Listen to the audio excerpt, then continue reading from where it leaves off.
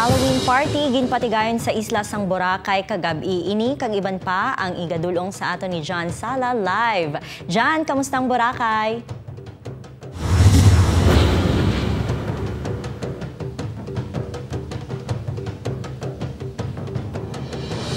Zen, masubo lang, bangod subong, mamunog ang ulan, subong sa Isla sang Boracay. Apang kagabi, daw hindi lang piyesta minatay, subong diri sa Isla sang Boracay. Bangod hindi patay, kundi buhay na buhay ang nightlife sa Isla sang Boracay. Bangod man sa mga pakulo, sa mga gimmick, kag mga party sa nagkalain-lain yung mga establishmento, kag bars sa beachfront area sang Boracay.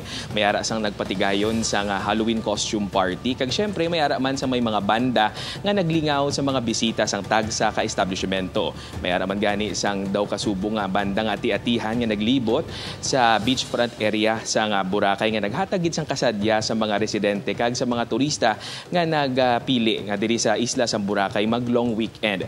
Apang nagpahanumduman ang kapulisan kag ang Malay LGU nga apisar naga-enjoy kita subong diri sa Isla sang Boracay hagan-hagan man sa pag-inom sang makahulubong nga ilimno nagud nga malikawan ang gamo kag ano pa nga mga untoward incidents maluwas sa beachfront area sa mga establishmento kag sa mga bar kag sa iban pagid nga mga matawo nga lugar naka full alert status ang Malay PNP ilabi na gid sa patio agud nga mapabilin man ang kalinong kag katawhay sa mga nagabisita sa patio. Kag Zen pahanumdum sang LGU sa mga luyag pa nga magpadulong diri sa Isla sang Boracay 24 hours ang biyahe sa sakayan padulong sa Isla sang Boracay gani kun nga gabi na kamo makaabot sa Katiklan Jetty Port may ara sa gihapon nga biyahe kag sarang sa gihapon kamo nga maka-enjoy sa inyong long weekend diri sa Isla sang Boracay. Apang abiso lang nga iprepara na gid ang inyong mga requirements kaangay sang hotel bookings kag ID agud nga hindi mahuol sa inyong bakasyon. Zen, ang latest diri sa Isla sang Boracay balik sa inyo dira.